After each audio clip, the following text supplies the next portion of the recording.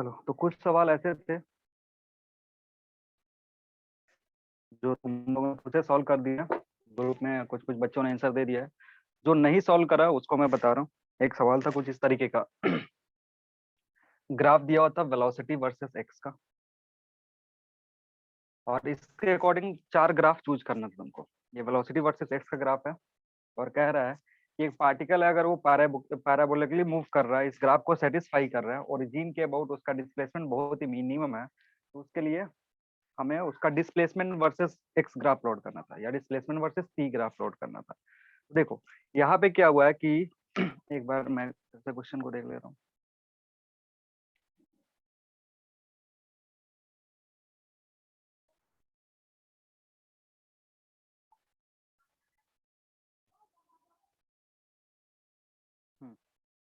ठीक है, तुम्हें चार ग्राफ दिया था, उन चारों ग्राफ में से चूज करना था कि कौन सा करेक्ट ग्राफ है। ठीक है, तो देखो सबसे पहला चीज कि अगर पार्टिकल का स्मॉल डिस्प्लेसमेंट होगा ओरिजिन के अबाउट, तो वो एसएचएम करेगा। अगर पार्टिकल का ओरिजिन के अबाउट स्मॉल डिस्प्लेसमेंट होगा तो वो एसएचएम करेगा। अब उस चार ऑप्शन में से देखोगे तो दो ऑप्शन क्या है, दो ऑप्शन तुम्हारा एसएचएम का है, ऑप्शन 1 और ऑप्शन 2। ठीक है, अब उन दोनों एसएचएम में से कौन सा चूज करेंगे, कौन सा करेक्ट है, उसके लिए हम किससे पता करेंगे, वेलोसिटी से।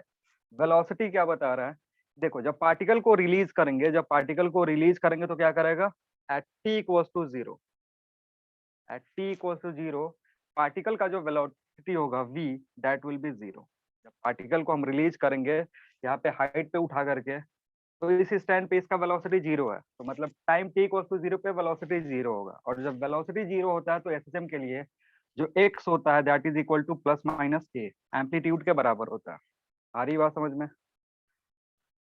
ये सवाल में साफ साफ लिखा हुआ था कि एक पार्टिकल को जस्ट हम रिलीज कर रहे हैं तो वो एक पैराबोलिक पाथ पे एसएचएम कर, मतलब स्मॉल डिस्प्लेसमेंट हो रहा है तो वो एसएचएम कर रहा है। और एसएचएम करेगा कब, जब हम पार्टिकल को थोड़ा सा हाइट पे उठा करके रिलीज करेंगे।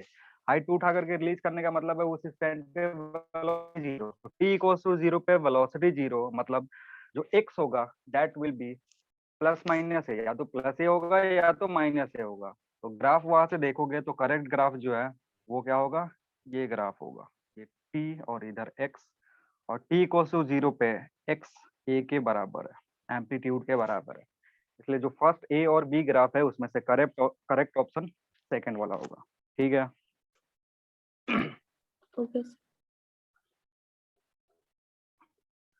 एक और क्वेश्चन था, कह रहा था कि दो पार्टिकल है, एसएचएम कर रहा है दो पैरेलल लाइन पे। दो पार्टिकल है, एसएचएम कर रहा है किसी मीन पॉइंट के अबाउट। ठीक है, और जिस लाइन पे वो एसएचएम कर रहे हैं वो लाइन एक दूसरे के पैरेलल है। कंडीशन क्या दिया हुआ है कि अगर एक पार्टिकल अपने अपने एम्पलीट्यूड के हाफ पे राइट साइड पे जा रहा है, तो दूसरा पार्टिकल अपने एम्पलीट्यूड के हाफ पे लेफ्ट साइड पे जा रहा है। ये कंडीशन दिया हुआ है कि वो मिल कहाँ रहे हैं, वो दोनों पार्टिकल जो है वो मिल रहे हैं हाफ एम्पलीट्यूड पे, और उनका जो डायरेक्शन ऑफ मोशन है वो अलग अलग है। तो इसको सवाल करने के लिए मैंने, इस सवाल को सॉल्व करने के लिए मैंने बताया था कि इसको फेजर डायग्राम से सॉल्व करोगे, बहुत ही सिंपल होगा। दो पार्टिकल लेंगे, एक पार्टिकल इधर का ही, इसका शैडो बनेगा यहाँ पे, तो ये a/2, ये डिस्टेंस इधर। तो अगर इस पार्टिकल का शैडो यहाँ देखोगे तो the shadow will be moving in this direction. Similarly अब दूसरे पार्टिकल क्या करेंगे, दूसरा पार्टिकल भी यहाँ है लेकिन उसका जो शैडो है वो उधर की तरफ मूव कर रहा है, उसका शैडो मूव कर रहा है अपोजिट डायरेक्शन है, मतलब ये जो पार्टिकल है ये राइट की तरफ मूव करेगा, इसका शैडो इधर की तरफ मूव करेगा। दूसरा पार्टिकल अगर इधर कहीं लोगे तो इसका शैडो इस पे बनेगा, और अगर उसका मूवमेंट इस डायरेक्शन में होगा, तो दूसरा पार्टिकल है उसका भी मूवमेंट इस डायरेक्शन में होगा, तो इस पार्टिकल का प्रोजेक्शन का जो शैडो है वो इधर की तरफ मूव करेगा।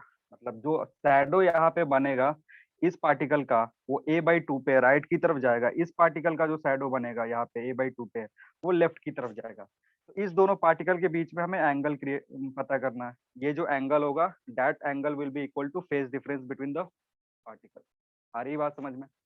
जब भी इस टाइप का सवाल हो जिसमें तुमसे दो पार्टिकल के बीच में फेज डिफरेंस पूछ रहा है, तो वो पोजीशन बता करके रखेगा, जैसे इस सवाल में पोजीशन बता के रखा है कि पार्टिकल्स कहाँ पे मिल रहे हैं। पार्टिकल जिस पॉइंट पे मिल रहे हैं वहां पे उनका डायरेक्शन ऑफ मोशन जो है अपोजिट डायरेक्शन में है, तो हम फेजर के हेल्प से एक पार्टिकल अगर यहाँ पे होगा तो वो इसका प्रोजेक्शन यहाँ, और ये प्रोजेक्शन मूव करेगा राइट डायरेक्शन में। अगर एक पार्टिकल यहाँ पे है तो इसका प्रोजेक्शन इस a/2 पे ही बनेगा, और वो मूव कर रहा है इधर तो इसका प्रोजेक्शन जाएगा इधर की तरफ। अब हमें क्या करना है, ये एंगल पता करना है, ये जो थीटा एंगल है ये पता करना है। ये इजीली पता कर सकते हो क्योंकि यहाँ ट्राइंगल देखोगे तो ये ट्राइंगल ए, ट्राइंगल का ये जो पार्ट है ए, ये a/2 और ये फाई है। तो फाई जो होगा या यहाँ पे जो थीटा निकालोगे, theta will be 2 phi. Theta किसके बराबर होगा? 2 फाई के बराबर होगा। तुमको फाई कैलकुलेट करना है। फाई की वैल्यू कितना होगा? इस डायग्राम को देख के फाई की वैल्यू कितनी होगी? सिर्फ 5 = π/3 हो जाएगा। π/3। ठीक है, तो π/3 पुट कर दो तो यहाँ से थीटा कितना होगा? 2 × π/3 इज इक्वल टू 2π/3। ठीक है, इसको फेजर से सॉल्व करोगे इजी होगा। इक्वेशन से सॉल्व करोगे तो मे बी उधर कंफ्यूजन होता है कि -a रखे, +a रखे, -a/2 रखे, +a/2 रखे, कौन से पार्टिकल को कहाँ से स्टार्ट करें, उसमें ज्यादा दिमाग लगाना पड़ता है। लेकिन फेजर में ज्यादा दिमाग नहीं लगाना पड़ता है, गलती होने का चांस इसमें कम होता है। इसमें बस ट्रिगोनोमेट्री है। चलो एक और सवाल है जो तुम लोगों ने नहीं करा, वो है कि एक बॉडी है, फ्लोट कर रहा है। ठीक है, कोई बॉडी था, फ्लोट कर रहा है वाटर में। ठीक है, अब कह रहा है कि कभी भी किसी फ्लोटिंग बॉडी को डिस्टर्ब करोगे ना, मतलब वर्टिकली डिस्टर्ब करोगे तो वो एसएचएम करता है। कभी भी किसी फ्लोटिंग बॉडी को हम क्या करेंगे? डिस्टर्ब करेंगे तो वो एसएचएम करेगा। एसएचएम क्यों? समझना।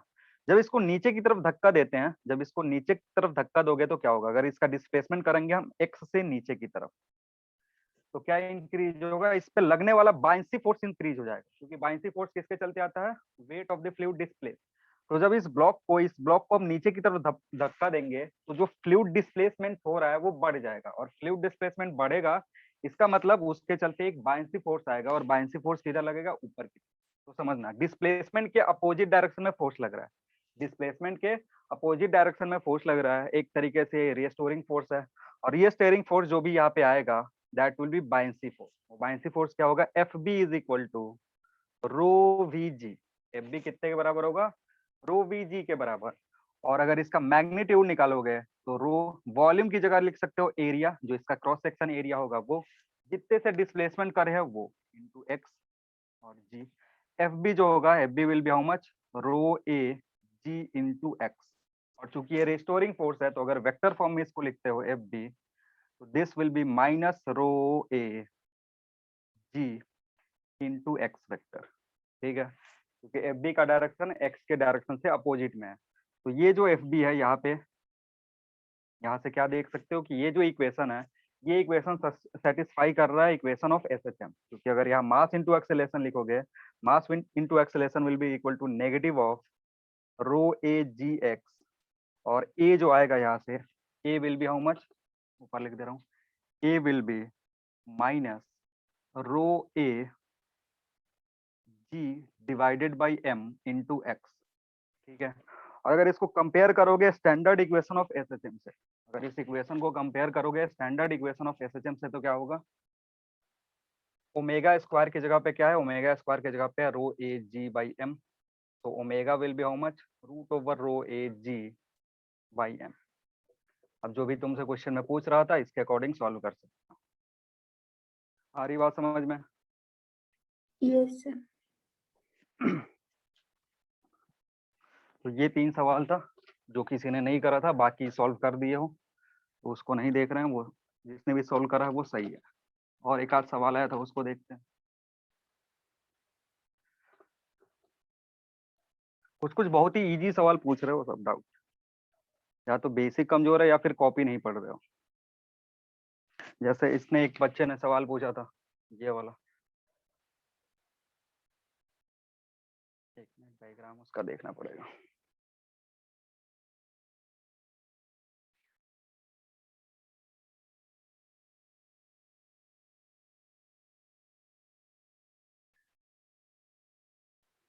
ये जो सवाल है, एक मिनट में क्वेश्चन ड्रॉ कर रहा हूँ बोर्ड पे।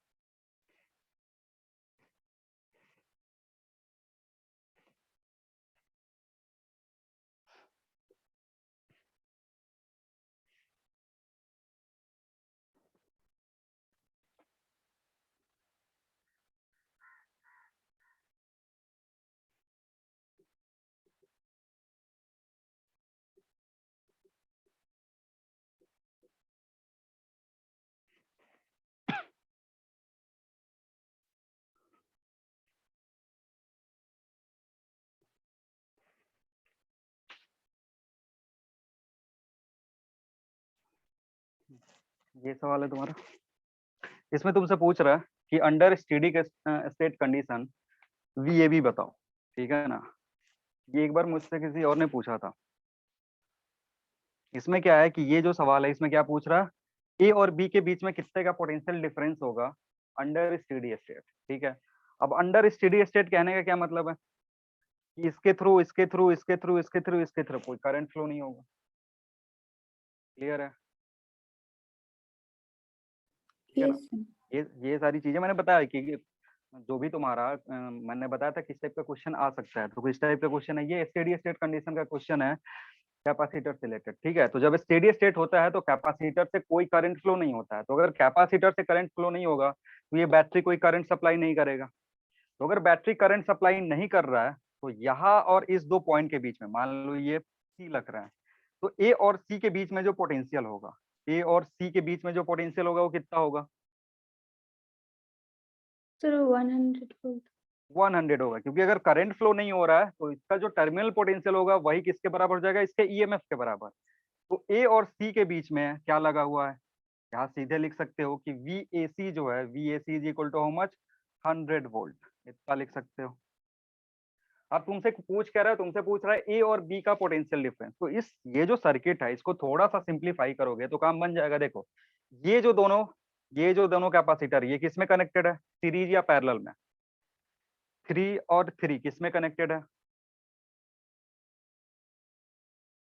देखो 3 और 3, इस कैपेसिटर का ये एंड ए है और ये एंड ए है, इस कैपेसिटर का ये एंड बी है और इस कैपेसिटर के लिए भी एंड बी है, तो ये दोनों कैपेसिटर किस कॉम्बिनेशन में है,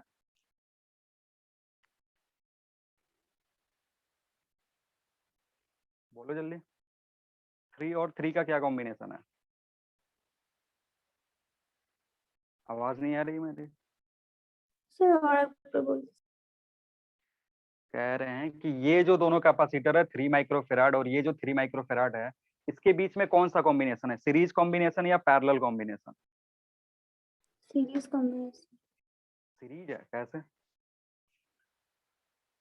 सीरीज कैसे हो सकता है, दो पॉइंट है ए और बी, ये 3 भी ए और बी के बीच में कनेक्टेड है और ये दूसरा वाला 3 भी ए और बी के बीच में कनेक्टेड है, तो ये सीरीज कैसे हो सकता है। इस कैपेसिटर का ये जो टर्मिनल है ये किससे कनेक्टेड है, ए से कनेक्टेड है। ये इस कैपेसिटर का ये जो प्लेट है किससे कनेक्टेड है, ए से। ये जो कैपेसिटर है 3 माइक्रोफेराड ये किससे कनेक्टेड है, बी से। ये भी किससे कनेक्टेड है, बी से। तो ऐसा फिगर बनेगा, और ऐसा अगर फिगर बनाओगे तो कोई ऐसा कॉम्बिनेशन होगा, पैरेलल कॉम्बिनेशन। पहले तो डायग्राम देख करके पता ही नहीं कर पा रहे हो कि सीरीज कॉम्बिनेशन है या पैरेलल कॉम्बिनेशन है। मैंने बोला था अगर उल्टा पुल्टा डायग्राम देगा तो तुम डायग्राम का बस नेमिंग कर दो। तो ये जो भी डायग्राम है ना, जब इसको सिंप्लीफाई करोगे, इसको सिंप्लीफाई करने के बाद तुमको कितना पॉइंट मिलेगा, बस 3 पॉइंट मिलेगा। ये जो उल्टा पुल्टा डायग्राम जो भी दिया हुआ है इसमें बस 3 ही पॉइंट मिलता, 3 पॉइंट ए बी और सी, बस। अब इसके बीच बीच में जो कैपेसिटर लगे हुए हैं वो हमें ऐड करना था। तो जो भी डायग्राम ड्रॉ हुआ है उस डायग्राम को अगर सिंप्लीफाई करोगे तो कुछ इस तरीके का बनेगा।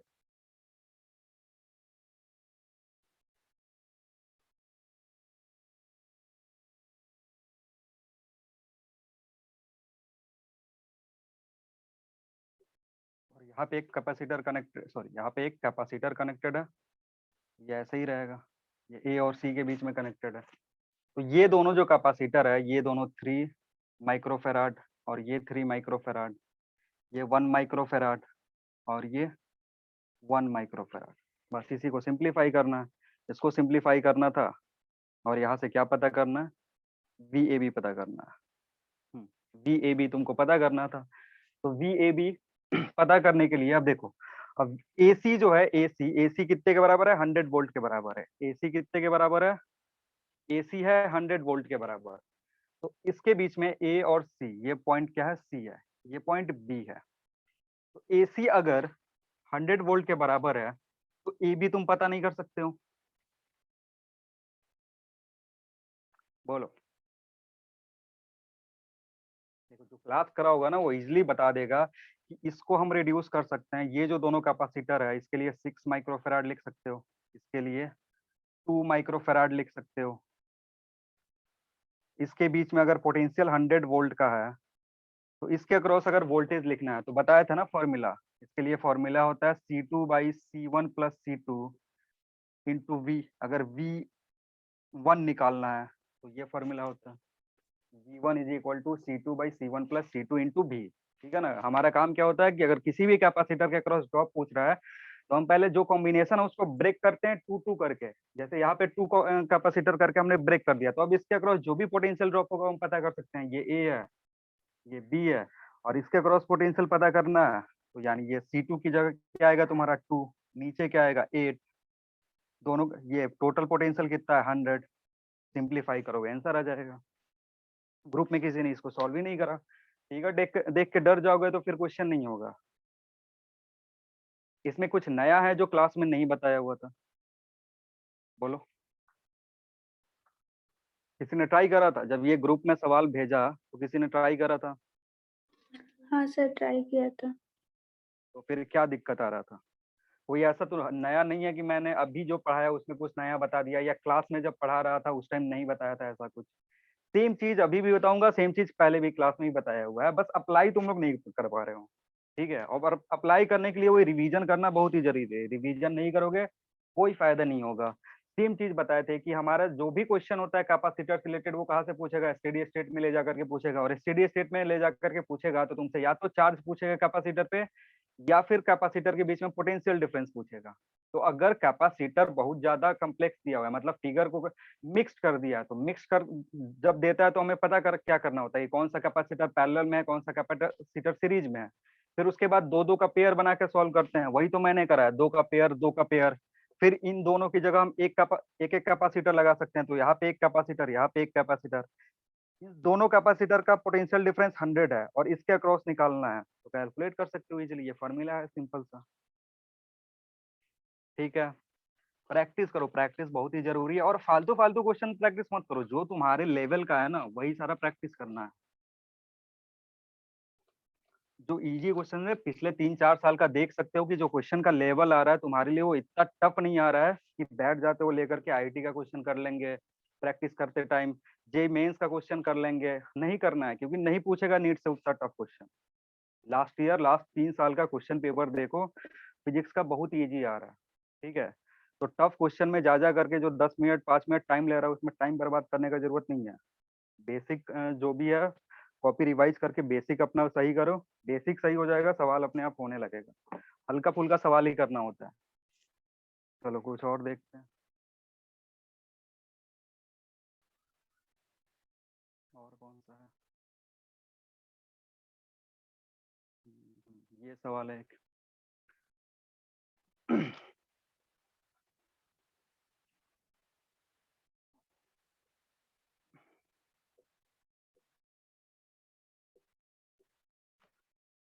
CD और CD।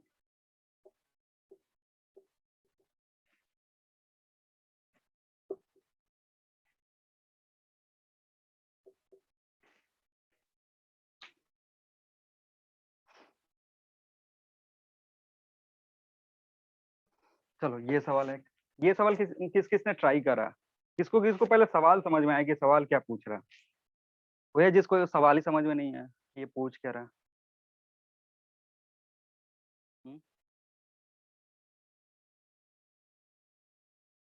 ग्रुप में इसलिए सवाल भेजने को बोलते हैं ताकि सबको जब डाउट क्लियर करे तो सबको एक बार पढ़ा रहेगा, उसको पता रहेगा। देखो इसमें क्या कह रहा है ना, ये करंट जनरेटर है। ठीक है ना, करंट जनरेटर है। ये क्या कर रहा है, करंट सप्लाई कर रहा है इस सर्किट को। ये करंट जनरेटर है जो सर्किट को करंट सप्लाई कर रहा है, कितना, आई के बराबर। ठीक है, तो ये आई के बराबर अगर इस सर्किट को करंट सप्लाई कर रहा है, इसका रेसिस्टेंस आर दिया हुआ है, इसका भी रेसिस्टेंस आर दिया हुआ है। अगर ये मूव नहीं कर रहा, अगर ये मूव नहीं कर रहा, अभी मान लो ये रेस्ट में है, तो इस करंट का डिवीजन कैसे होगा? इधर I/2 और इधर की तरफ I/2 होगा। सवाल में यस दिया सर। हुआ है कि ये जो करंट जनरेटर है ये सर्किट को कितना करंट सप्लाई कर रहा है, सर्किट को करंट सप्लाई कर रहा है आई। तो अगर आई करंट सप्लाई कर रहा है तो ये जो सर्किट है यहाँ पे डिवीजन होगा, इसका रेसिस्टेंस आर है और इसका भी रेसिस्टेंस आर है, तो इधर I/2 डिवाइड होगा और इधर I/2 डिवाइड होगा। ये कब का कंडीशन है? जब ये ए बी मूव नहीं कर रहा है तब का। ठीक है, अब क्या बोल रहा है, ए बी मूव करने लगा, ए बी चलने लगा। तो ए बी अगर चलेगा तो इसमें क्या होगा, ईएमएफ जनरेट होगा। इसमें क्या होगा, ईएमएफ जनरेट होगा, और इस ईएमएफ की जो वैल्यू होगी वो कितनी होगी, VBL इतना होगा। अगर इसका लेंथ L है, ये V वेलोसिटी चल रहा है, यहाँ पे जो मैग्नेटिक फील्ड है वो B है, तो ईएमएफ की वैल्यू VBL होगा। आ रही बात समझ में? अब नेक्स्ट चीज इसमें क्या है समझना, अगर ये मूव करोगे तो इसके चलते मैग्नेटिक फील्ड इंक्रीज होगा, इस एरिया के अंदर मैग्नेटिक फील्ड क्या होगा, इंक्रीज होगा। ठीक है, तो अगर मैग्नेटिक फील्ड इंक्रीज होगा तो करंट कुछ इस तरीके से दौड़ने लगेगा इस ब्रांच में, ताकि वो क्या करे, वो इस मैग्नेटिक फील्ड के इंक्रीज को डिक्रीज करे। आ रही बात समझ में? तो अगर इस अंदर वाले मैग्नेटिक फील्ड को डिक्रीज करना है तो इस लूप में करंट कैसा दौड़ना चाहिए, एंटी क्लॉकवाइज या क्लॉकवाइज? दो डायरेक्शन में बता रहा हूँ, या इस तरीके से दौड़े या फिर इस तरीके से दौड़े। इस लूप में जो करंट दौड़ेगा इस मैग्नेटिक फील्ड के चेंज को अपोज करने के लिए ऐसे दौड़ेगा या ऐसे दौड़ेगा? सर ऊपर वाला। ऊपर वाला, क्योंकि क्या करना है, मैग्नेटिक फील्ड को नीचे, अंदर जो मैग्नेटिक फील्ड है उसको डिक्रीज करना है, तो डिक्रीज करने के लिए बाहर मैग्नेटिक फील्ड प्रोड्यूस करना पड़ेगा। और बाहर लूप में कब प्रोड्यूस करेगा, जब थंब ऐसे कर्ल करोगे, तो जब फिंगर ऐसे कर्ल करोगे थंब बाहर की तरफ, यानी इसमें जो करंट दौड़ेगा वो इस तरीके से दौड़ेगा। मतलब अगर इस तरीके का करंट दौड़ रहा है तो यहाँ पे एक इंड्यूस करंट आएगा, मान लो वो कैपिटल आई है। मोशन के चलते, इस v वेलोसिटी के चलते इस पूरे सर्किट में एक करंट दौड़ेगा, that is what, that is capital I. Clear? किसी को कोई कंफ्यूजन? जल्दी बोलो। इंड्यूस करंट कितना है, कैपिटल आई है।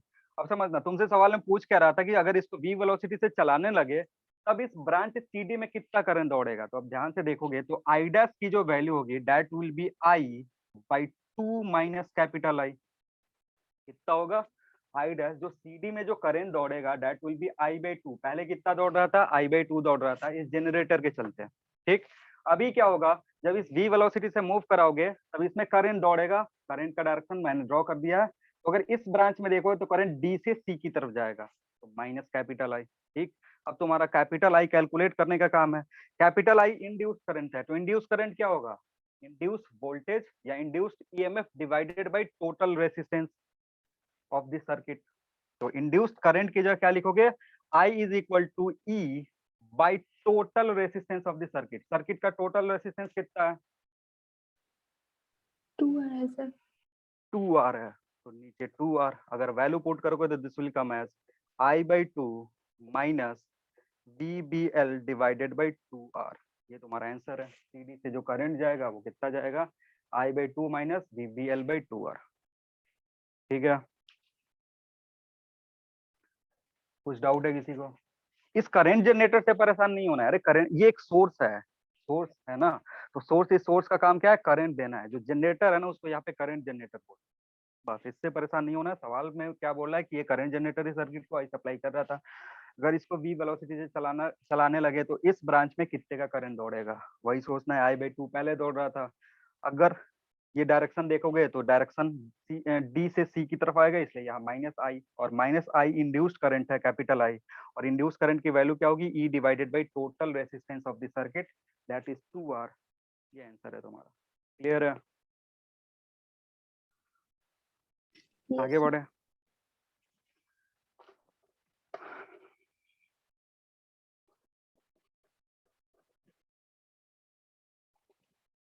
देखो ये सब जो भी सवाल है ना, कोई सवाल 1 मिनट से ज्यादा का नहीं है। कोई भी सवाल जो यहाँ पे है वो 1 मिनट से ज्यादा का नहीं है। बस थोड़ा सा बेसिक क्लियर होना चाहिए, बेसिक क्लियर रखोगे आराम से सॉल्व हो जाएगा, कोई दिक्कत नहीं होगा। डरना नहीं है सवाल देख के, सवाल देख के डर जाते हैं, पता ही नहीं क्या पूछ दिया। चलो एक और शायद बचा हुआ, और कौन सा, ये हो गया, ये भी हो गया, ये तुमने कर दिया। एक ये बचा हुआ सवाल, पोटेंशियोमीटर वाला। पोटेंशियोमीटर वाला सवाल ट्राई करे हो, ये भी किसी ने नहीं सॉल्व करा। इसका फर्स्ट पोर्शन तो होना चाहिए, फर्स्ट पोर्शन इसका इजी था। हाँ सर, फर्स्ट पोर्शन हो गया। फर्स्ट पोर्शन हो गया ना, हाँ फर्स्ट पोर्शन होना चाहिए, क्योंकि तुम्हारे लिए फर्स्ट पोर्शन ही है। सेकंड पोर्शन में किरचॉफ्स लॉ है, उसमें 2 इक्वेशन बनेगा और उस 2 इक्वेशन को सॉल्व करना है, तो उसके लिए भी देख लेंगे। E/2 और R, ये 15R। क्या क्या पूछ रहा है तुमसे? पहले तो नल पॉइंट पूछ रहा है,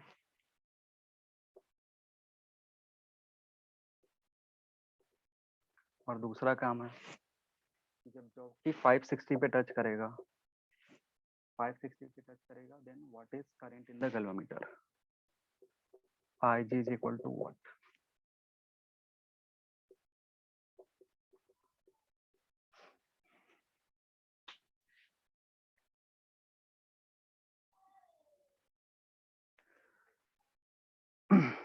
हो गया? देखो, पहला काम क्या है, पहले तुमसे पूछ रहा है कि नल पॉइंट बताओ कहाँ होगा, ठीक है ना? इसका लेंथ दिया हुआ है, इसका लेंथ कितना है? 600 सेंटीमीटर है। तो कह रहा है 600 सेंटीमीटर पे कहाँ पे नल पॉइंट होगा? अगर इधर हमने E/2 का बैटरी जिसका इंटरनल रेजिस्टेंस R है, अगर इसको कनेक्ट करके रखा है तो देखो, नल पॉइंट कहने का मतलब है कि इस ब्रांच से कोई करंट फ्लो नहीं होगा, ठीक है? नल पॉइंट कहने का मतलब है कि इस ब्रांच से करंट कोई फ्लो नहीं होगा। तो अगर इधर से करंट फ्लो नहीं हो रहा है तो इधर से करंट फ्लो होगा, इधर से नहीं हो रहा है तो ये ब्रांच अलग पार्ट है, ये पोटेंशियोमीटर का पार्ट नहीं है। इधर करंट नहीं फ्लो हो रहा है, इधर से तो फ्लो होगा इस सर्किट में। तो इस सर्किट का करंट निकाल लो कि इस सर्किट में कितना करंट दौड़ेगा। तो ये जो सर्किट है, इस सर्किट में कितना करंट दौड़ेगा? Sir E/16R। हाँ, सिंपल सा चीज है, E/16R, क्योंकि टोटल इस सर्किट का रेसिस्टेंस कितना है? 15R + 16R, ठीक?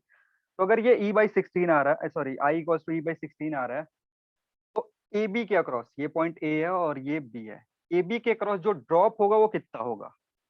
AB के अक्रॉस जो ड्रॉप होगा वो कितना होगा? Sir E - I small. चलो देखो, ये जो है ना, इसको VAB कैलकुलेट करना है हमें। हमारा काम क्या है? VAB कैलकुलेट करना।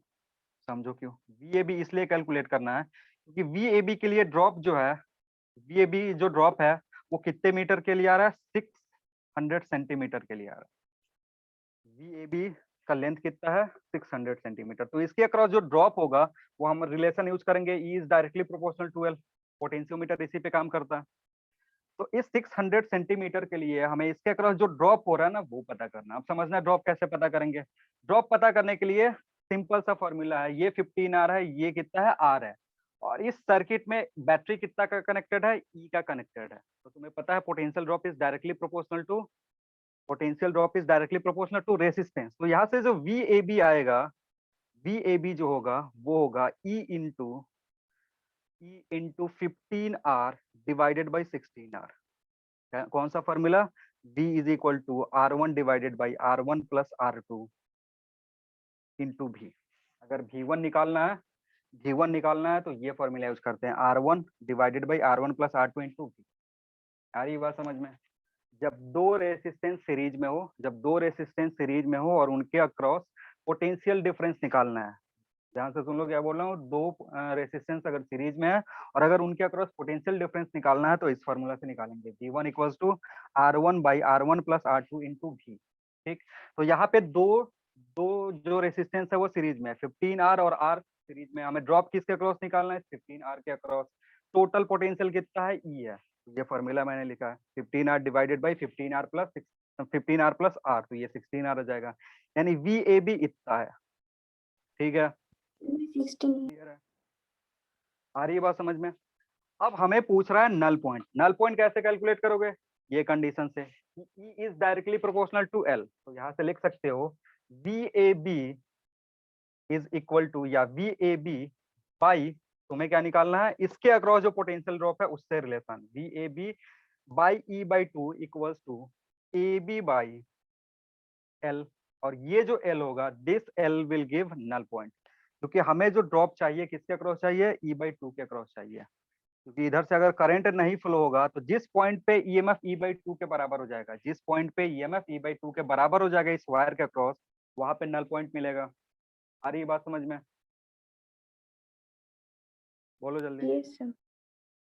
हाँ, तो यहाँ पे तुम्हें L निकालना है। इस L के लिए VAB हम कैलकुलेट कर चुके हैं। AB का वैल्यू क्वेश्चन में दिया था 600 सेंटीमीटर। तो यहाँ L की वैल्यू निकालोगे और L क्या देगा?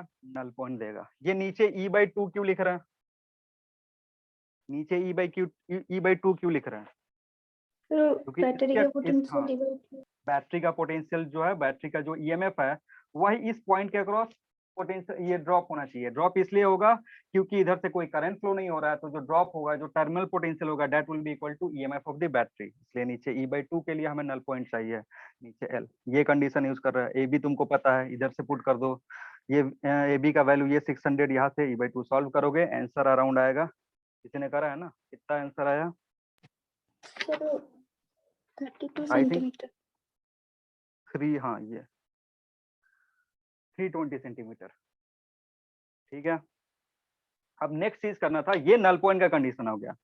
अब जो दूसरा पॉइंट है ना, वो पूछ रहा है कि अगर इस जॉकी को हम L इक्वल्स टू 560 पे टच करें, इस जॉकी को क्या करोगे, 560 पे टच करोगे। 560 टच करने का मतलब है कि ये जो कंडीशन है ये नल पॉइंट का नहीं है।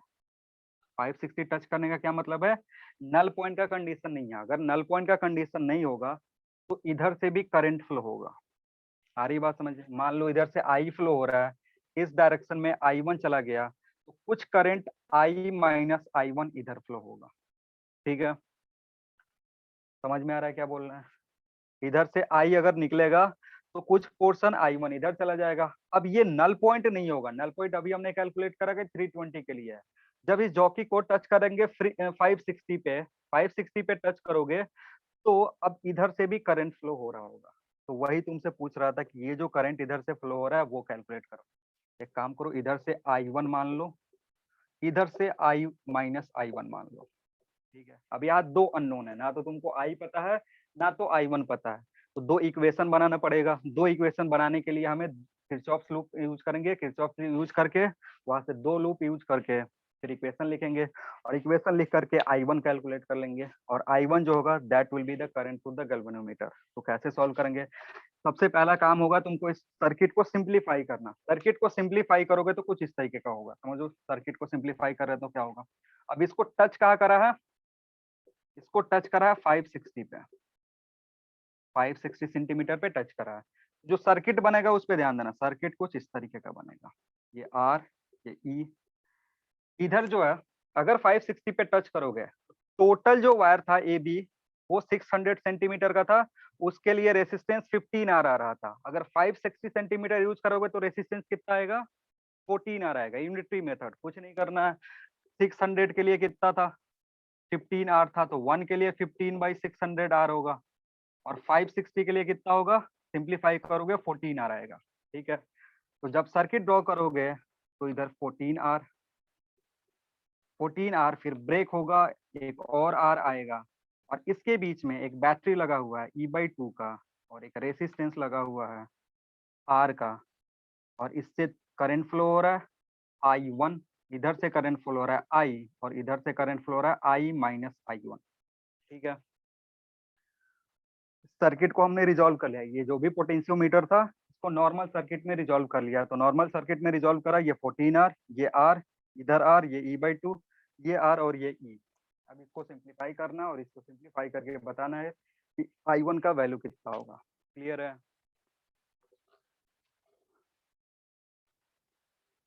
देखो इसमें क्या है ना कि जो भी तुम्हारा कम्प्लेक्स सर्किट है उसको तुम अपने मन से बनाओ ना यार। अपने मन से बनाओगे ना तो जो सर्किट तुम इजी वाला बनाओगे वो ज्यादा आसानी से सॉल्व होगा। अगर उसी में क्वेश्चन में ही करने लगोगे कि इधर से सॉल्व करके उधर काट कुट करके क्वेश्चन में ही कर दे, तो वो गलत हो जाएगा। तुम क्या करो, पहले उसको रिजॉल्व करो, रिजॉल्व करके एक सिंपल सर्किट बनाओ। सिंपल सर्किट बनाओगे तो इसमें गलती होने का चांस कम होगा, और तुमको समझ में भी आएगा कि क्या करना है।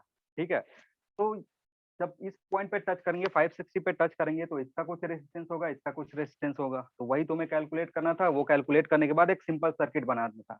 अब दो लूप यहाँ साफ साफ दिख रहा है, उस दोनों लूप के लिए हमें क्या करना है, उस दोनों लूप के लिए इक्वेशन लिख दो। दोनों लूप के लिए इक्वेशन लिखोगे, सॉल्व करोगे, आंसर आ जाएगा। मान लो ये लूप, ये बड़ा वाला लूप मैं ले रहा हूँ, तो इसके लिए क्या लिखोगे, यहाँ से चलना स्टार्ट कर रहा हूँ, A B C E F G। तो जो मैं लूप ले रहा हूँ वो A B C D E F G फिर A, सबसे बड़ा वाला लूप ले रहा हूँ। तो अगर यहाँ से चलना स्टार्ट करोगे, इधर से चलना स्टार्ट करोगे, करंट के डायरेक्शन में चल रहे हो, करंट के डायरेक्शन में चलोगे तो जो ड्रॉप होगा रेजिस्टेंस के अक्रॉस R, इसके अक्रॉस जो ड्रॉप होगा वो माइनस E होगा। फिर यहाँ से चल के इधर गए, कोई डिवाइस नहीं है, यहाँ पे पहुंचे तो इसका +E/2, फिर इधर पहुंचे करंट का डायरेक्शन में तो +I1 × R, फिर इधर पहुंचे, यहाँ से जो करंट फ्लो होगा वो कितने के बराबर होगा, I के बराबर होगा। तो यहाँ जो ड्रॉप हो रहा है वो कितना हो रहा है, यहाँ जो ड्रॉप होगा that will be +I × R, और ये 0 के बराबर। ये तुम्हारा एक इक्वेशन। अब क्या करो, ये इक्वेशन बन गया। अब इस छोटा वाला जो भी तुम्हारा ये लूप है इसमें दौड़ लो।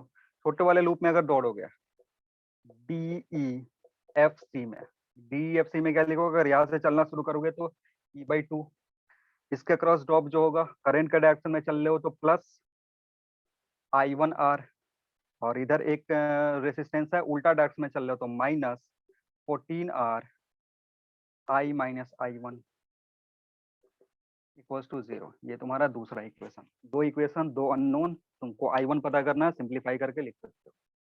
ठीक है, बोलो हो गया। Yes, sir.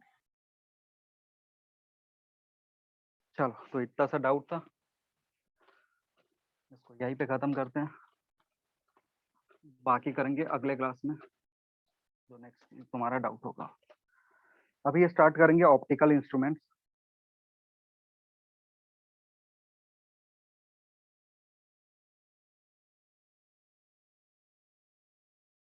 ऑप्टिकल इंस्ट्रूमेंट में सबसे पहला जो चीज पढ़ेंगे वो पढ़ेंगे ह्यूमन आई के बारे में।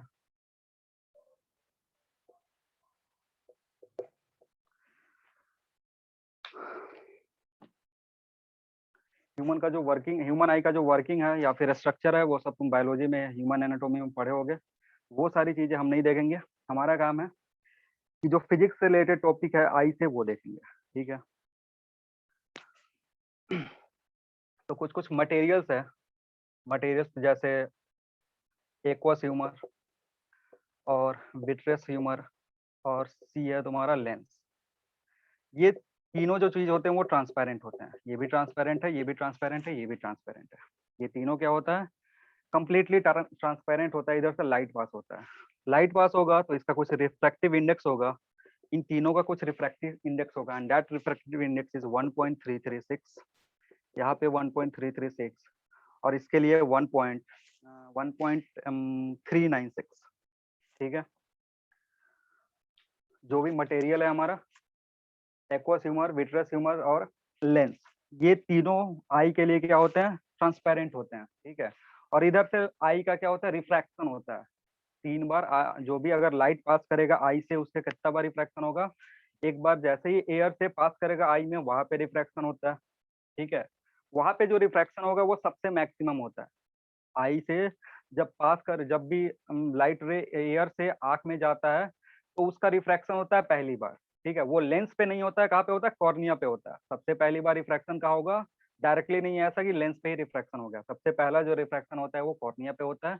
कॉर्निया से वो कहा जाता है एक्वस ह्यूमर पे जाता है, और यहाँ पे रिफ्रैक्शन होगा, फिर यहाँ से पास होकर के लेंस पे जाएगा, लेंस से फिर विट्रस पे, और उसके बाद कहाँ पे फॉल करेगा, रेटिना पे फॉल करेगा। ठीक है, तो सवाल कभी कभी पूछ देता है कि सबसे फर्स्ट जो रिफ्रैक्शन होता है या जो सबसे मैक्सिमम रिफ्रैक्शन जो होता है वो कहाँ पे होता है आई के लिए, तो क्या बोलोगे, लेंस पे, रेटिना पे या कॉर्निया पे। लाइट रे अगर पास सर कर रहा है कॉर्निया। ह्यूमन आई से, कॉर्निया पे, क्योंकि सब एयर से पास करेगा और जैसे ही इसको टच करेगा तो उस पॉइंट पे रिफ्रैक्शन होगा, क्योंकि मीडियम जो है वो ड्रास्टिकली चेंज हो रहा है। नेक्स्ट चीज है आई के लिए जो इम्पोर्टेंट है, वो है power of accommodation. Power of accommodation, अब समझते हैं पावर ऑफ अकोमोडेशन क्या होता है। देखो, अगर आई के सामने कोई ऑब्जेक्ट 10 सेंटीमीटर पे रखा हुआ है, 100 सेंटीमीटर पे रखा हुआ है, या फिर 1 किलोमीटर पे रखा हुआ है, इस सबका जो इमेज है वो कहाँ पे फॉर्म होता है, रेटिना पे फॉर्म होता है। सबके लिए, इस 10 सेंटीमीटर के लिए, 100 सेंटीमीटर के लिए, 1 किलोमीटर के लिए, सबके चलते जो इमेज फॉर्मेशन होगा वो कहाँ होगा, रेटिना पे होगा। ठीक है, क्योंकि रेटिना क्या है, स्क्रीन है, उसमें सेल्स होते हैं जो लाइट को सेंस करके इमेज फॉर्मेशन जो भी हो रहा होता है उसको देखने में मदद करता है। ठीक, अब हमारा यहाँ पे क्या हो रहा है कि ऑब्जेक्ट का पोजीशन कुछ भी रखो, ऑब्जेक्ट का पोजीशन कुछ भी रखो, इमेज का जो पोजीशन है वो चेंज नहीं हो रहा। तो ये जो फॉर्मूला हमारा 1/v minus 1/u equals to 1/f, इसमें 1/v वाला जो टर्म है ये कांस्टेंट है। 1/v वाला जो टर्म है ये क्या है, कांस्टेंट है, क्योंकि जो भी पोजीशन है इमेज का वो फिक्स हो जाता है आई के केस में।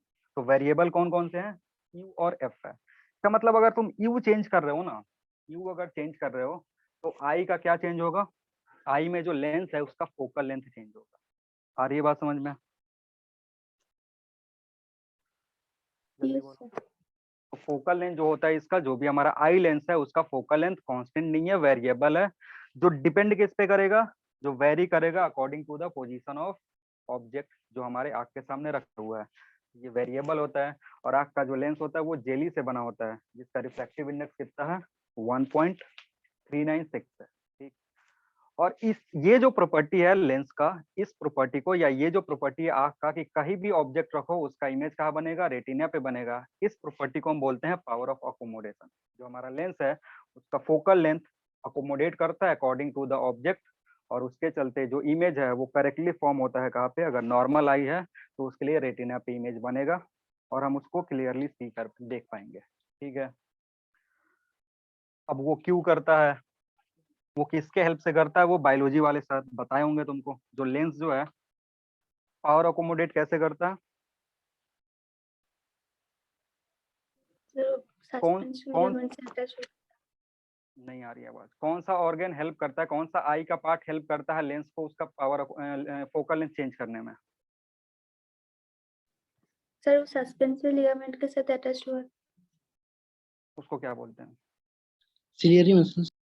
Ciliary muscle. ठीक है, सिलियरी मसल हेल्प करता है पावर अकोमोडेशन के लिए, क्योंकि वो लेंस को ऐसे पकड़ के रखता है। ठीक है, ऊपर नीचे से क्या करेगा, लेंस को पकड़ के रखेगा और कॉन्ट्रैक्ट और फैलता है, मतलब कॉन्ट्रैक्ट और एक्सपैंड होता है, जिसके चलते लेंस कभी थिकर होता है कभी थिनर होता है। और थिकर थिनर होने के चलते क्या होता है, उसका फोकल लेंथ कंटिन्यूअसली चेंज होते रहता है और ऑब्जेक्ट हम क्लियरली देख पाते हैं। तो लिखना पावर ऑफ अकोमोडेशन के नीचे लिख लो 2-3 line. The image of object, the image of object, the image of objects placed at, the image of object placed at different positions from eye, different positions of eye, different positions from eye are brought to focus, are brought to focus, are brought to focus on the retina, on the retina, are brought to focus on the retina, on the retina by changing, by changing, by changing focal length of eye lens, by changing focal length of eye lens, by changing focal length of eye lens. This is known as, this is known as power of accommodation. This is known as power of accommodation. This is known as power of accommodation.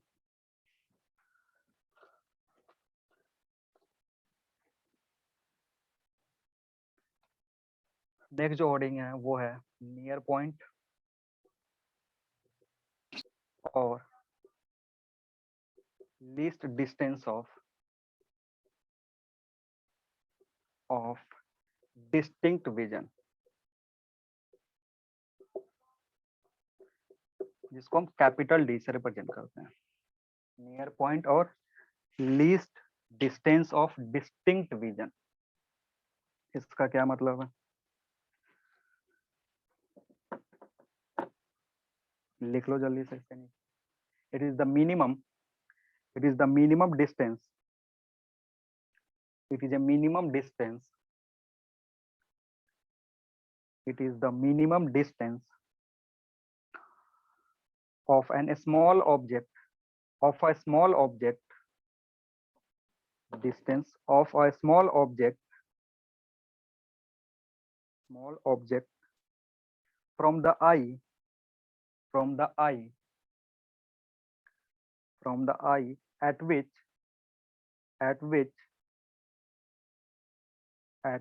it can be seen, at which it can be seen, at which it can be seen more clearly, it can be seen more clearly, more clearly and distinctly, and distinctly, more clearly and distinctly, without any, without any, without any strain in eye, without any strain in eye. ठीक है, देखो ऐसा नहीं है कि D से अगर छोटा डिस्टेंस करोगे, डी से कम, डी से भी अगर पास में रखोगे तो दिखेगा नहीं, दिखेगा लेकिन उस पॉइंट पे क्या होगा, आई में स्ट्रेन होगा, आई में क्या होगा, स्ट्रेन होगा, जो कि आई को इफेक्ट कर सकता है। इसलिए हम क्या करते हैं, एक ऐसा पोजीशन लेते हैं जिस पोजीशन पे अगर ऑब्जेक्ट रखे तो वहां से साफ साफ क्लियरली दिखे भी, डिस्टिंक्टली दिखे भी, और आई में स्ट्रेन बना ना हो, तो इसको वो क्या बोलेंगे, least distance of distinct vision बोलते हैं। अगर नॉर्मल आइड पर्सन है, और नॉर्मल पर्सन, normal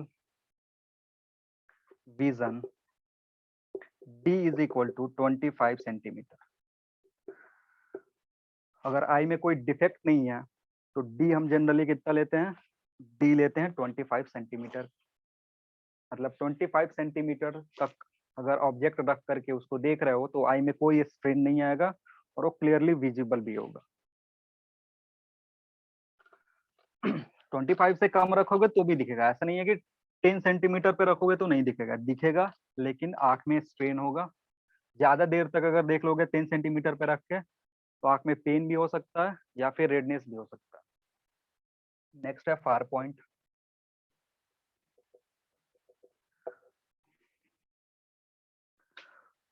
लिखना farthest point up to, farthest point up to which, farthest point up to which, farthest point up to which our eye can see object clearly, farthest point up to which our eye can see object clearly, farthest point up to which our eye can see object clearly without any strain, without any strain, without any strain is called far point, is called far point for normal eye या for normal vision, for normal vision far point is infinity, for normal vision far point is infinity। Far point का होता है infinity पे होता है, क्योंकि हमसे बहुत दूर जो स्टार्स है उसको भी हम देख पाते हैं अगर नॉर्मल विजन है तो, इसलिए जो हमारा फार पॉइंट है वो इन्फिनिटी है। नेक्स्ट हेडिंग है persistence of vision, persistence of vision, इसका क्या मतलब है,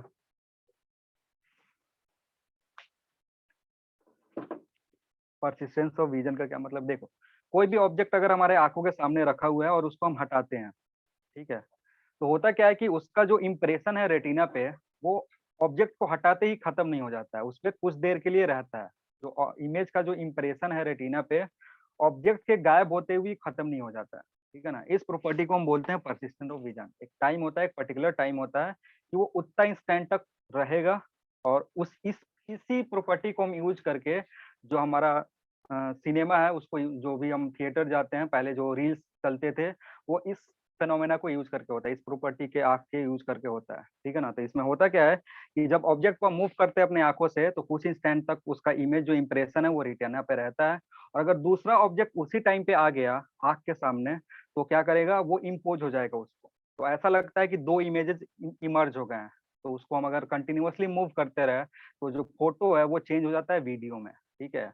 और हमें क्या दिखता है कि स्क्रीन पे फोटो नहीं है, स्टिल फोटो नहीं है, वीडियो रखा हुआ है, जो पहले यूज होता था जब पहले थिएटर में जब वो चलते थे, रील्स चलते थे जिसके चलते, या फिर प्रोजेक्टर में पहले जो भी मूविंग वाले टेप आते थे, वहां पे ये प्रॉपर्टी यूज होता था। ठीक है, तो लिखना image formed on retina, image formed on retina, image formed on retina, image formed on retina does not fade, image formed on retina does not fade does not fade away instantly, image formed on retina does not fade away instantly when object when object when object is removed from when object is removed from vision when object is removed from vision, full stop. The impression of the impression of the impression of object the impression of object remains on retina. The impression of object remains on retina for 1/16 of a second.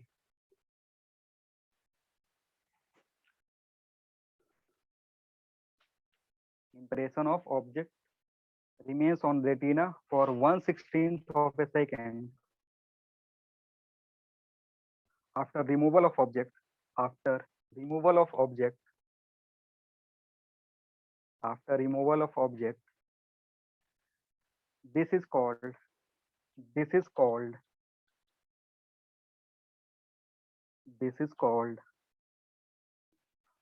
persistence of vision. This is called persistence of vision.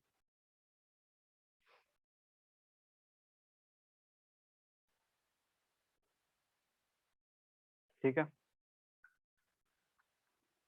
अगर हम अपने आंखों के सामने से continuously 1 second में अगर 24 या 24 से ज्यादा इमेज को मूव करवाते हैं, तो जो उससे इमेज बनता है या जो भी हमारा इंप्रेशन बनेगा, वो सारी इमेजेस मर्ज हो जाती हैं एक दूसरे के साथ। तो एक तरीके से वो स्टिल फिगर नहीं दिखता हमें, वो मूविंग फिगर दिखता है या वीडियो दिखता है।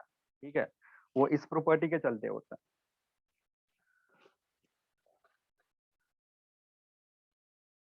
नेक्स्ट जो इम्पोर्टेंट है आई के लिए, that is rod and cone cells. जब आई पढ़े होगे बायोलॉजी में तो ये पढ़ाया गया होगा। जो रेटिना होता है, रेटिना दो तरीके सेल रहता है रेटिना में, रॉड सेल्स और कोन सेल्स। ये शेप है, रॉड शेप्स का होगा या फिर कोन शेप्स का होगा। तो दो पार्ट में डिवाइड करा गया है, रॉड सेल्स और कोन सेल्स। अब इनका काम क्या होता है? ये जो सेल्स है, जो रॉड सेल्स है, इसका काम क्या होता है पता है किसी को कि रॉड सेल्स का काम क्या है? सर डिम लाइट विजन में हेल्प करता है। हाँ, it responds to brightness of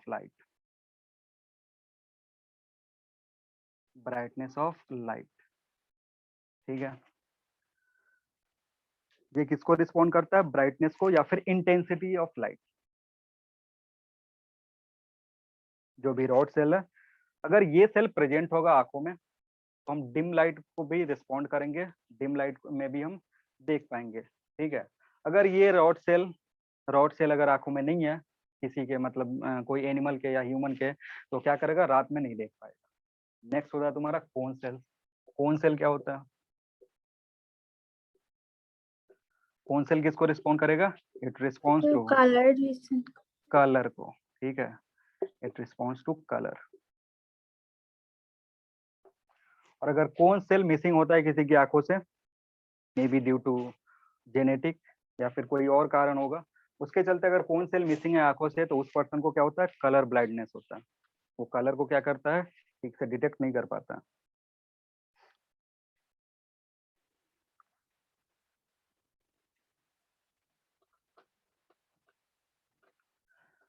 जो भी चिकन्स होते हैं, जैसे मतलब हेन हो गया या जो कॉक हो गया, उसमें क्या होता है?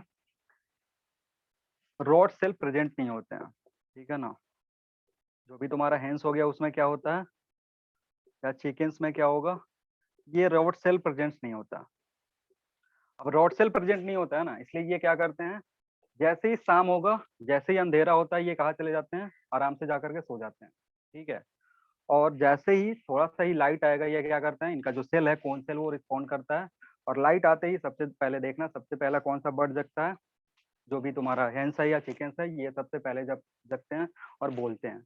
वो क्यों, क्योंकि इनका जो आईज है इसमें रॉड सेल मिसिंग है, और अगर रॉड सेल मिसिंग है तो जो भी डिम लाइट है तुम्हारा, वो ब्राइटनेस को रिस्पॉन्ड नहीं करेगा, ब्राइटनेस को रिस्पॉन्ड नहीं करेगा।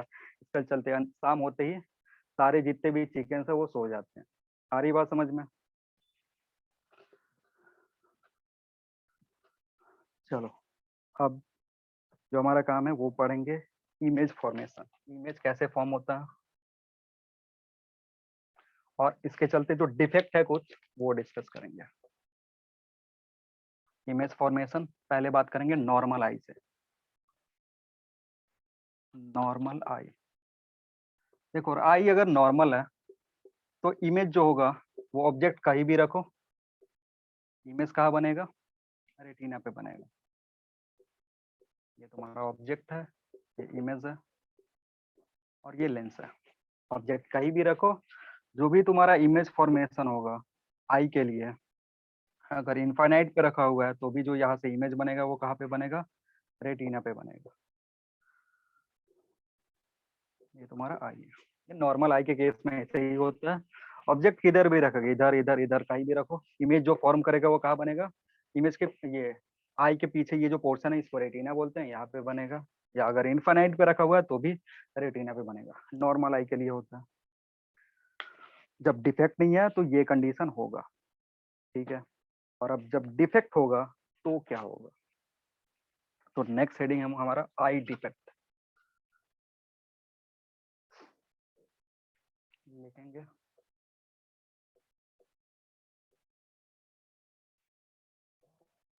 आई डिफेक्ट,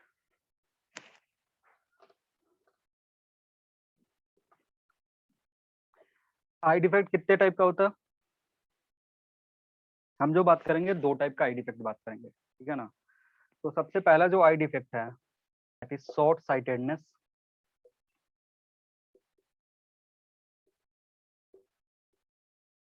शॉर्ट साइटेडनेस का एक दूसरा नाम भी है, क्या बोलते हैं इसको, मायोपिया। myopia, myopia.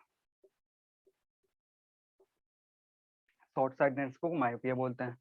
और शॉर्ट साइटेडनेस में होता क्या है, शॉर्ट साइटेडनेस में दूर का ऑब्जेक्ट नहीं दिखता है, ठीक है ना। अगर दूर का ऑब्जेक्ट जो रखा हुआ है, दूर का ऑब्जेक्ट नहीं दिखता है, ठीक है। इसका काम क्या, नाम क्या, शॉर्ट साइटेडनेस। शॉर्ट साइटेडनेस कहने का मतलब है ना कि हमारा जो डिस्टेंस है, दूरी जो है वो कम हो गया है, ठीक है, दूरी क्या हो गया, शॉर्ट हो गया है, इसलिए इस तरीके का नेमिंग है। सही है, शॉर्ट साइटेडनेस में ये मत, कभी कंफ्यूजन हो जाता है बच्चों को कि सर शॉर्ट साइटेडनेस है, इसका मतलब नियर का चीजें नहीं दिखेगा। शॉर्ट साइटेडनेस का मतलब ये है कि जो दूर की चीजें थी वो अब नहीं दिखेंगी, अब हमारा जो डिस्टेंस था, जो फार पॉइंट था, वो शिफ्ट होकर के शॉर्ट हो गया, ठीक है ना। जो फार पॉइंट है वो क्या हो गया है, वो शॉर्ट हो गया, इसलिए इस डिफेक्ट को क्या बोलते हैं, शॉर्ट साइटेडनेस बोलते हैं। आ रही बात समझ में, अब कंफ्यूजन नहीं होगा। तो इसमें लिखना क्या होता है,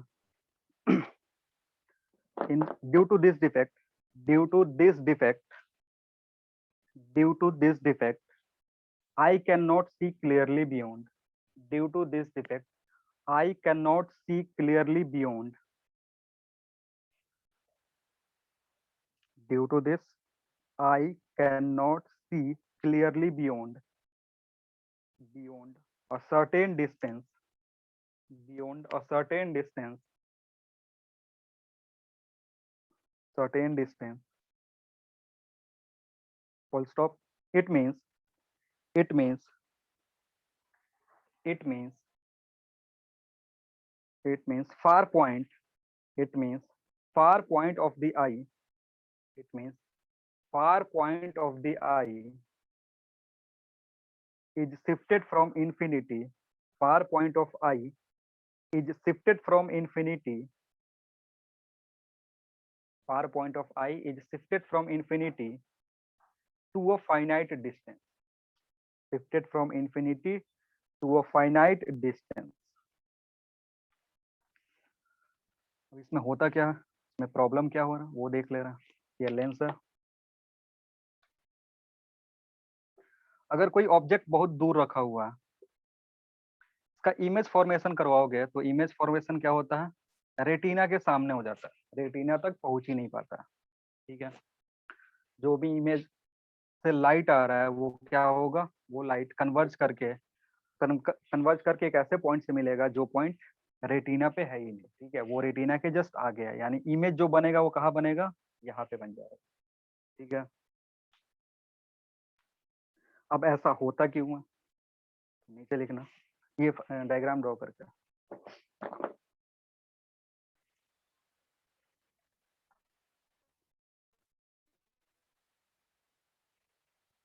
हो गया, Yes, sir. नीचे लिखने से, it is caused due to, it is caused due to, due to, due to increase in thickness, it is caused due to increase in thickness of eye lens, increase in thickness of eye lens, increase in thickness or of eye lens, or eye lens becomes, or eye lens becomes more converging, eye lens becomes more converging,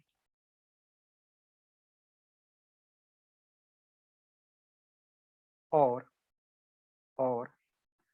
eyeball may be elongated, or eyeball may be elongated, और eyeball may be elongated। तो ये दो तरीके से हो सकता है, या तो आई का ये जो आई लेंस है ये ठीक हो गया है, जब ठीक हो जाएगा तो ज्यादा कन्वर्जिंग हो जाएगा। तो कन्वर्ज पहले कहाँ कर रहा था, पहले कर रहा था रेटिना पे, लेकिन कन्वर्जिंग पावर अभी बढ़ने के चलते ये ज्यादा कन्वर्जिंग होने के चलते पहले ही कन्वर्ज कर दे रहा है। या फिर दूसरा तरीका हो सकता है कि ये जो आईबॉल है ये एलोंगेट करके पीछे चला गया है। तो अगर ये आईबॉल एलोंगेट करके पीछे चला जाएगा तो इमेज यहाँ पे फॉर्म होगा, आई जो रेटिना है वो पीछे चला गया है। ठीक है, लिखना करेक्शन, करेक्शन में लिखना, नेक्स्ट वन इज करेक्शन। लिखो, an extra an extra an extra converging power, an extra converging power, या an को हटा दो, an हटा दो, बस extra लिखो, extra converging power of lens, extra converging power of lens, extra converging power of lens, converging power of lens is compensated by, is compensated by, is compensated by using using using a concave lens, a concave lens, using a concave lens, bracket में लिख देना diverging lens, a concave lens, bracket में diverging lens of proper power, of proper power, of proper power to form, to form, to form image on retina, to form image on retina, to form image on retina। अब समझना क्या हो रहा था, जो भी eye lens है उसका कन्वर्जिंग पावर बढ़ गया, तो उसके कन्वर्जिंग पावर को हम क्या करते हैं, कम करते हैं। उसका जो कन्वर्जिंग पावर है वो हो गया है, बढ़ गया है, तो कन्वर्जिंग पावर हम कम करेंगे उसको। अब कन्वर्जिंग पावर कम करने के लिए किस टाइप का लेंस हमें यूज करना पड़ेगा, डाइवर्जिंग लेंस, क्योंकि कॉम्बिनेशन ऑफ लेंस हमने पढ़ा है कि कॉम्बिनेशन ऑफ लेंस में पढ़ा था कि जब हम एफ बाई एफ इक्विवेलेंट का फॉर्मूला यूज कर रहे हैं तो क्या यूज करते थे, F1 प्लस F2, और साइन पुट करते थे। तो अगर ये पॉजिटिव है ये नेगेटिव होगा तो एफ इक्विवेलेंट जो होगा वो ऐसे ही कन्वर्जिंग पावर उसका क्या हो जाएगा, घटेगा। तो ये जो लेंस है हमारा, ये आई में जो लेंस होता है वो कैसा होता है, आई में जो लेंस होता है वो कन्वेक्स होता है। तो ये कन्वर्जिंग लेंस है। अगर इसका कन्वर्जिंग पावर थोड़ा सा कम करना है तो इसको हम किससे कंबाइन कर देते हैं, इसको कंबाइन करते हैं कॉनकेव लेंस से। और जब कनकेव लेंस से कंबाइन करोगे इस लेंस जो एक्स्ट्रा कन्वर्जिंग पावर था वो कंपनसेट हो जाएगा, और कंपनसेट होकर के जो इमेज फॉर्मेशन होगा वो करेक्ट जगह पे होगा। तो समझना यहाँ पे क्या हो रहा है कि जो भी तुम्हारा रे आ रहा था इन्फिनिटी से, पैरेलल रे आएगा, और इन्फिनिटी से जो पैरेलल रे आता है और अगर कनकेव लेंस पे फॉल हो रहा है तो वो डाइवर्ज होगा बाहर की तरफ। वो क्या होगा, बाहर की तरफ डाइवर्ज होगा, और डाइवर्ज होकर के कहाँ फॉल करेगा, डाइवर्ज होकर फॉल करेगा आई लेंस पे। ठीक है ना। तो समझना क्या हो रहा है, इस आई लेंस के फॉल होने से पहले ना ये जो लेंस हमने सामने लगाया हुआ है वो लाइट को क्या कर रहा है, पैरेलल लाइट को थोड़ा सा डाइवर्ज कर दे रहा है। तो अब ये जो डाइवर्ज लाइट है, यहाँ से जो इमेज फॉर्मेशन होगा वो रेटिना पर जाकर के होगा। आ रही बात समझ में। और अगर इसको पीछे मिलाओगे तो एक्चुअली ऑब्जेक्ट अब इन्फिनिटी पे नहीं होगा, इस आई लेंस के लिए जो ऑब्जेक्ट होगा वो शिफ्ट हो जाएगा इधर कहीं। तो ये जो पोजीशन है ये तुम्हारा वर्चुअल ऑब्जेक्ट है जो हमारा आई देख रहा है। आई अब इनफाइनाइट पे रखे हुए ऑब्जेक्ट को नहीं देख रहा, आई किसको देख रहा है, उस ऑब्जेक्ट का इमेज बना यहाँ पे, किसके चलते, इस ऑब्जेक्ट, इस लेंस के चलते। तो इस लेंस के चलते यहाँ पे इमेज बन रहा है, और उसको अब हम आई से देखते हैं तो उसका इमेज जो बनता है वो रेटिना पे बनता है। क्लियर है। और ये डिस्टेंस तुम्हारा एक्स है।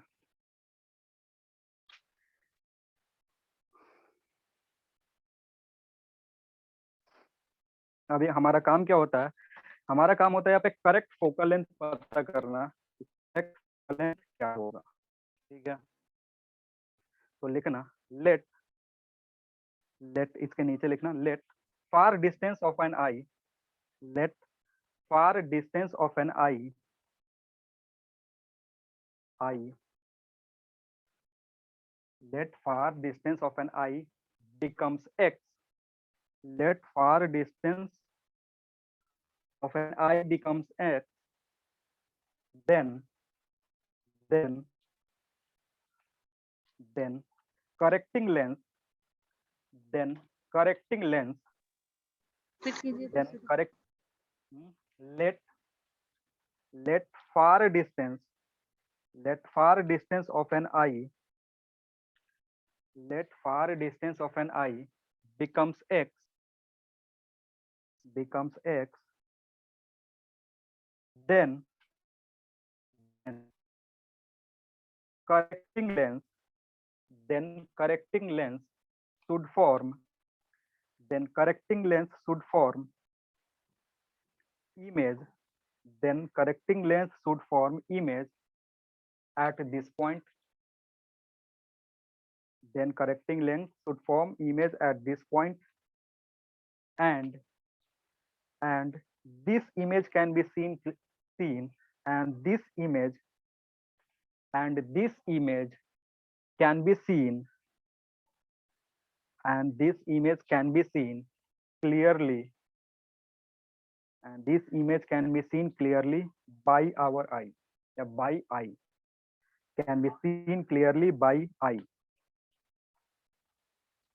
ठीक है। क्या बोल रहा हूँ, समझना क्या हो रहा है कि ये जो आर्क था इसका पहले नॉर्मल आर्क के लिए फार पॉइंट कहाँ है, इन्फिनिटी पे है।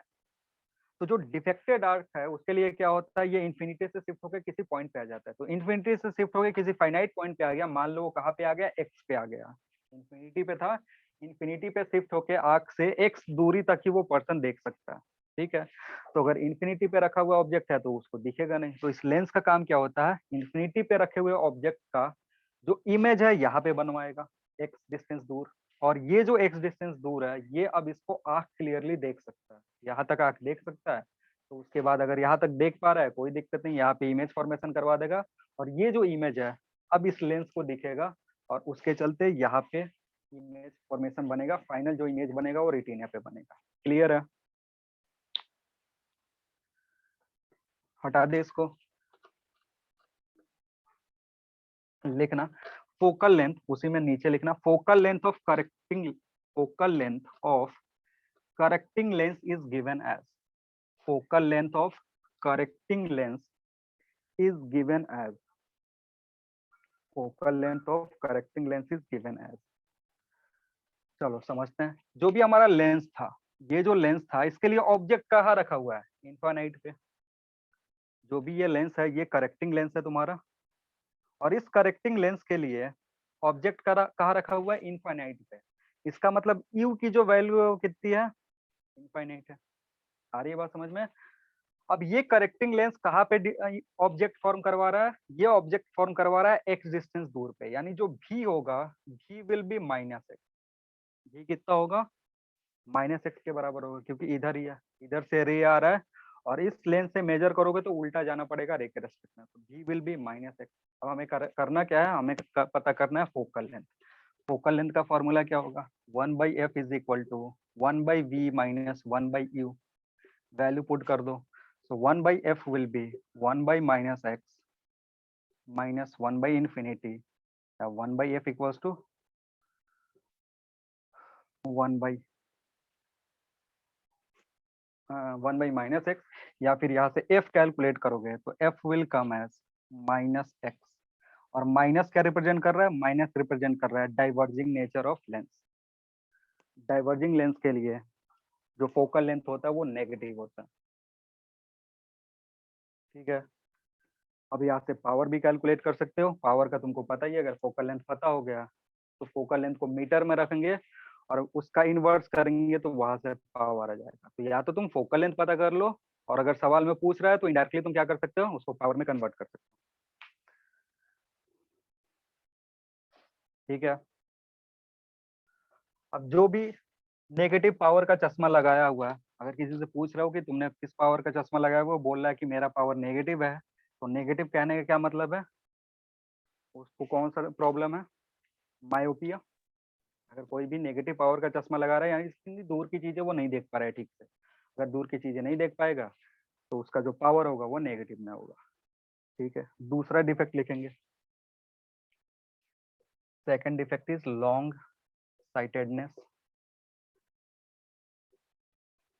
और लॉन्ग साइटेडनेस को दूसरे नाम से क्या जानते हैं, बायोपिया, हाइपरमेट्रोपिया, हाइपरमेट्रोपिया। हाँ, पहले कौन सा नाम बोले, बायोपिया। हाइपरमेट्रोपिया। बायोपिया क्या होता है, सर वो एजिंग चलो के लिए वो लेंस का जो एजिंग के चलते जिसको प्रेस बायोपिया भी बोलते हैं, ठीक है, वो भी समझेंगे उसमें क्या होगा। पहले लॉन्ग साइटेडनेस समझ लेते हैं। अब देखो इसमें क्या हो रहा है, पिछले वाले का जस्ट अपोजिट होगा। पिछला वाला जो केस था उसमें क्या हो रहा था, दूर की चीजें नहीं दिख रही थी, मतलब जो हमारा फार पॉइंट था वो शॉर्ट हो गया था, इसलिए उसको शॉर्ट साइटेडनेस बोलते थे। इसमें क्या होता है, जो हमारा लीस्ट डिस्टेंस होता है जिसको हम नियर पॉइंट बोलते हैं, वो शिफ्ट होकर के दूर चला जाता है, तो इसलिए इसको क्या बोल रहे हैं, लॉन्ग साइटेडनेस बोल रहे हैं। जो शिफ्ट पहले हम कम डिस्टेंस पे रखा हुआ भी आराम से देख पा रहे थे, 25 सेंटीमीटर पे रखा हुआ भी जो ऑब्जेक्ट था उसको बिना स्ट्रेन के देख पा रहे थे, लेकिन अभी क्या होगा कि वो पोजीशन शिफ्ट होकर के थोड़ा आंख से दूर चला जाएगा, और दूर चला जाता है, इसलिए इसको क्या बोल रहे हैं, लॉन्ग साइटेडनेस बोल, ठीक है। तो लिखना है इसमें, with this defect, with this defect, जल्दी जल्दी लिख लो, कितना टाइम हो गया, 17, चलो हो जाएगा। With this defect I can not see, with this defect I can not see, I can not see, cannot see clearly, I cannot see clearly within a certain distance, cannot see clearly within a certain distance, within a certain distance, full stop, full stop.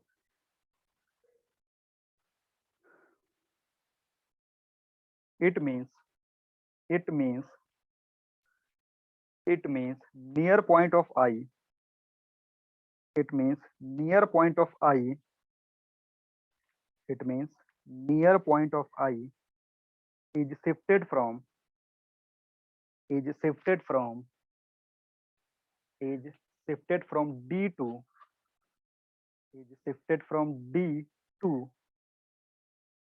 some large distance, is shifted from D to some large distance, D से shift होकर के थोड़ा दूर हो गया।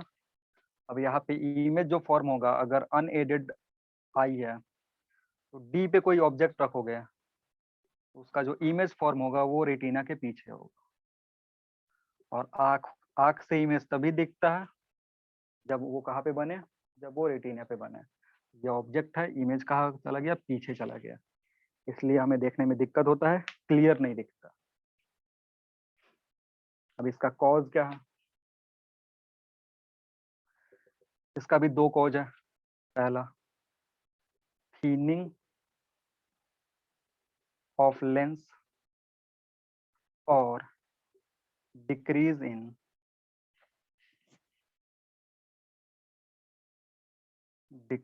इन converging power of lens.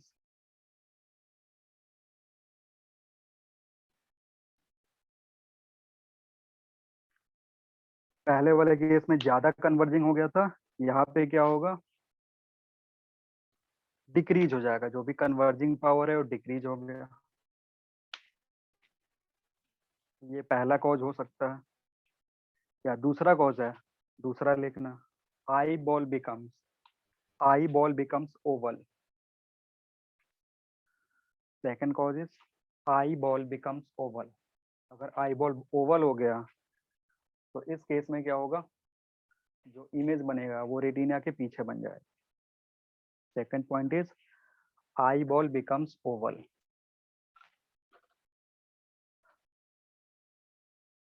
अब इसको correct कैसे करेंगे? करेक्शन क्या है इसका, देखना, this defect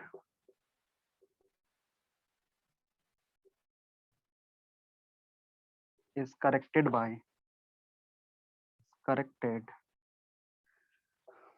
by using convex or converging lens.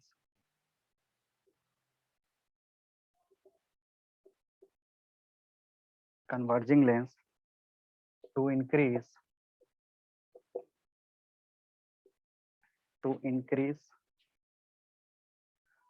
converging power of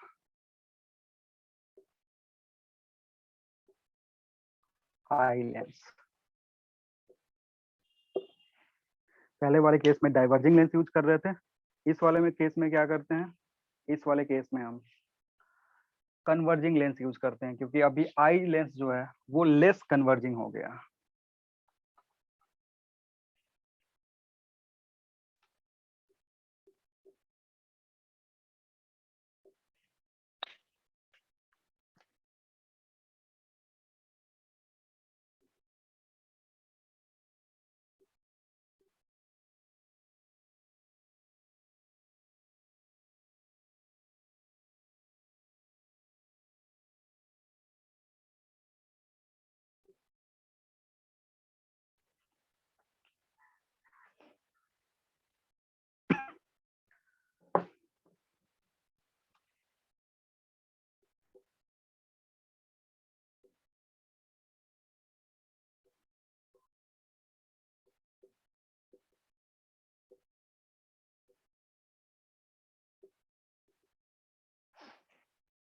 ये बीच वाला हटा सकते हो, फिगर गंदा दिखेगा, इसको हटाइए।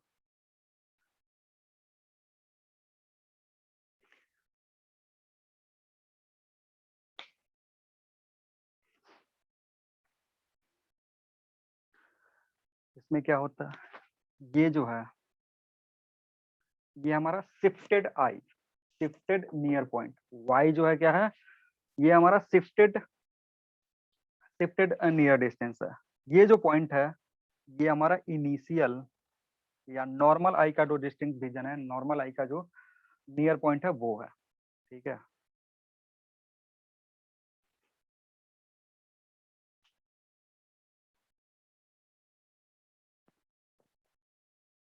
दो कर लिए हो?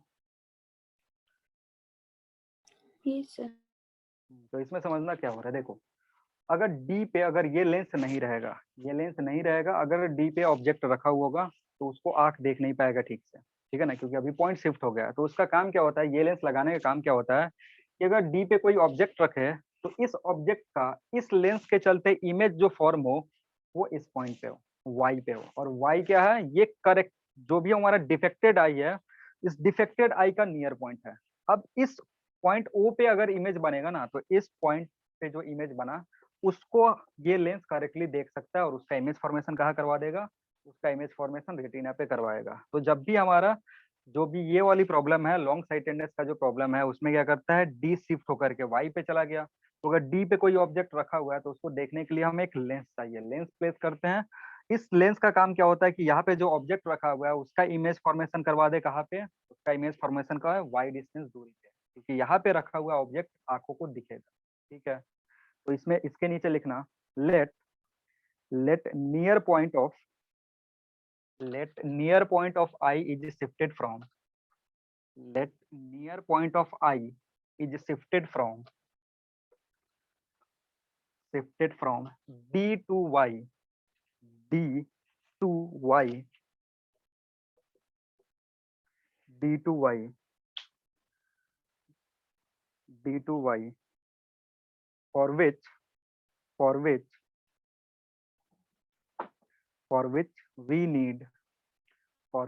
need a correcting lens, for which we need a correcting lens to see object clearly, for which we need a correcting lens to see object clearly, and focal length of this and focal length of this correcting lens, and focal length of this correcting lens is given as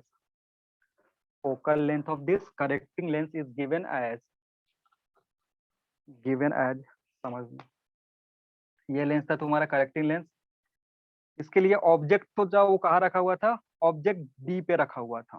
ठीक है, और इसके चलते जो image formation हो रहा था, वो इमेज कहाँ पे फॉर्म हो रहा था, वो यहाँ से वाई डिस्टेंस पीछे फॉर्म हो रहा था,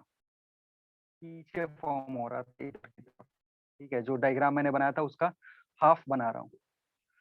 तो इस ऑब्जेक्ट का इस लेंस के चलते, इस करेक्टिंग लेंस के चलते जो इमेज फॉर्म हो रहा था वो कहाँ हो रहा था, यहाँ पे हो रहा था। मतलब इस लेंस के लिए यू की जो वैल्यू होगी डेट विल बी -d, और v की जो वैल्यू होगी डेट विल बी -y, और y यहाँ पे क्या है, y करेक्टेड, ये y जो है वो डिफेक्टिव आई का नियर पॉइंट है। ठीक है, और ये जब आई सही था तब का है, तो हमें फोकल लेंथ निकालना है। तो 1/f will be 1/v minus 1/u, value put करोगे 1 - y प्लस 1/d, इसको सिंप्लीफाई करोगे तो यहाँ से फोकल लेंथ आएगा, और focal length will be how much, focal length will be y into d divided by y minus d, जो भी करेक्टेड आई है। तो कितने पावर का हमें चश्मा लगाना है, तो अगेन यहाँ से पता चलेगा, और ये बताता है कि कितना दूर हमारा शिफ्ट हो गया है, उस शिफ्टिंग के अकॉर्डिंग हम फोकल लेंथ पता कर सकते हैं।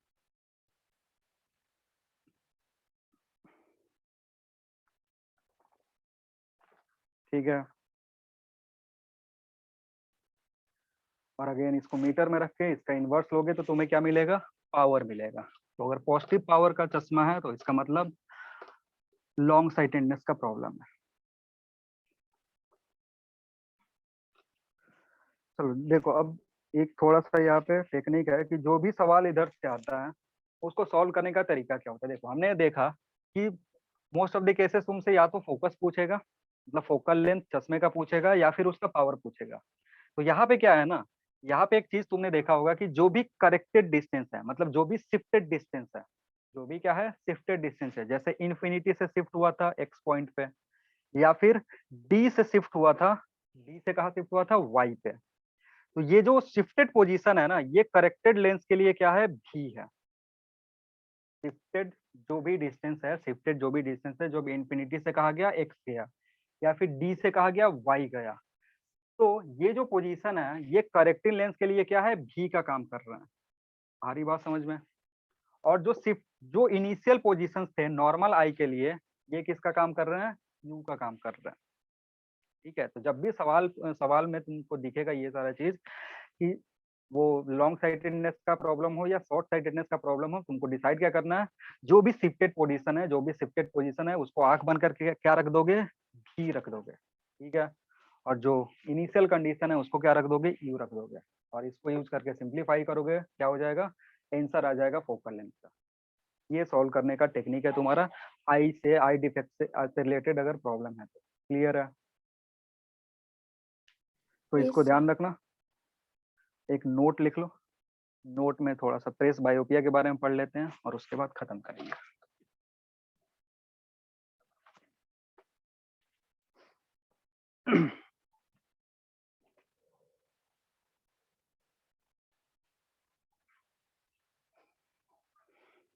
प्रेस बायोपिया लिखना, प्रेस बायोपिया के चलते क्या होता, लिख लो। Power of accommodation, power of accommodation of eye, power of accommodation of eye, power of accommodation of eye usually decreases, usually decreases, usually decreases with age, usually decreases with age,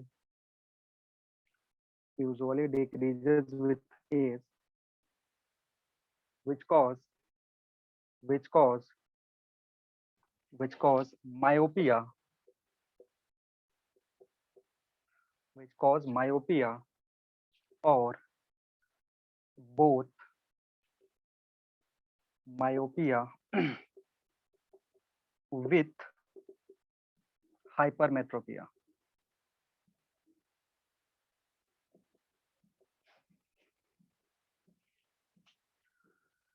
ठीक है, power accommodation का क्या है, एक सबसे common चीज है कि मे भी मायोपिया हो सकता है, मायोपिया क्या है, कॉमन है, ठीक है। कभी कभी किसी किसी के लिए क्या हो जाता है, दोनों हो जाता है, मायोपिया भी होगा और हाइपरमेट्रोपिया भी होगा, ठीक है ना।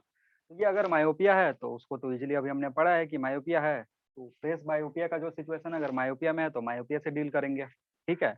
अगर किसी किसी में मायोपिया के साथ साथ हाइपरमेट्रोपिया भी है, इसका मतलब उसको लॉन्ग साइटेडनेस का भी प्रॉब्लम है और क्या है, शॉर्ट साइटेडनेस का भी प्रॉब्लम है। तो अगर ऐसा किसी के पास डिफेक्ट होगा तो उसको करेक्ट कैसे करते हैं, उसको करेक्ट करते हैं हम बाईफोकल वाला जो लेंस है उसको यूज Bifocal. करके, बाईफोकल लेंस से यूज करके करते हैं। बहुत बार किसी ने ऑब्जर्व करा होगा कि कोई कोई अंकल होते हैं, बूढ़े अंकल, वो क्या करते हैं, ऐसा चश्मा पहनते हैं जिसके चश्मे में ऐसे बीच में कटिंग होता है, ठीक है ना। बीच में ऐसे क्या होगा, चश्मे के बीच में दोनों में ऐसे कटिंग होगा, बीच बीच में पार्टीशन होगा। वो पार्टीशन इसलिए होता है क्योंकि उनको दोनों डिफेक्ट होगा, ठीक है। तो मायोपिया होगा तो उसके लिए एक प्रॉपर फोकल लेंथ हम डिसाइड करते हैं, अगर हाइपरमेट्रोपिया होगा तो उसके लिए एक फोकल लेंथ डिसाइड करते हैं। तो वैसा तो हो नहीं सकता कि दो चश्मा लगाए घूमे, तो एक ही चश्मा में ऊपर ऊपर एक किसी के लिए यूज करते हैं और नीचे के लिए यूज करते हैं। तो ऊपर जनरली जब हम सीधा देखते हैं तो उसके लिए क्या होता है, दूर की चीजें देखते हैं। जब सीधा देखते हैं तो क्या देखते हैं, दूर की चीजें देखते हैं, इसलिए ऊपर किसको करेक्ट करते हैं, ऊपर हम करेक्ट करते हैं किसको, मायोपिया को। ऊपर जो चश्मे का पार्ट लगा होगा उससे हम क्या करेक्ट करेंगे, मायोपिया करेक्ट करेंगे। नीचे जो चश्मे का पार्ट होगा, जो लेंस लगा होगा, उससे हम क्या करेक्ट करेंगे, हाइपरमेट्रोपिया करेक्ट करेंगे। क्लियर है? Yes, sir. तो लिख लो, this is corrected by, this is corrected by, this is corrected by using, this is corrected by using bifocal lenses, this is corrected by bifocal lenses, bifocal lenses, ठीक है, comma upper part of which, comma upper part of which, upper part of which, upper part of which have concave lens, upper part of which have concave lens and lower part consists of, and lower part consists of, lower part consists of convex lens। ठीक है, तो ये तुम्हारा आई defect से related जो भी theory था वो मैंने करा दिया। नेक्स्ट जो क्लास होगा उससे इससे रिलेटेड कुछ प्रॉब्लम्स करेंगे, फिर पढ़ेंगे माइक्रोस्कोप और टेलीस्कोप के बारे में। चलो, तो आज का क्लास यहीं पे खत्म करते हैं। Thank you everyone, next class में मिलते हैं। Thank you, sir.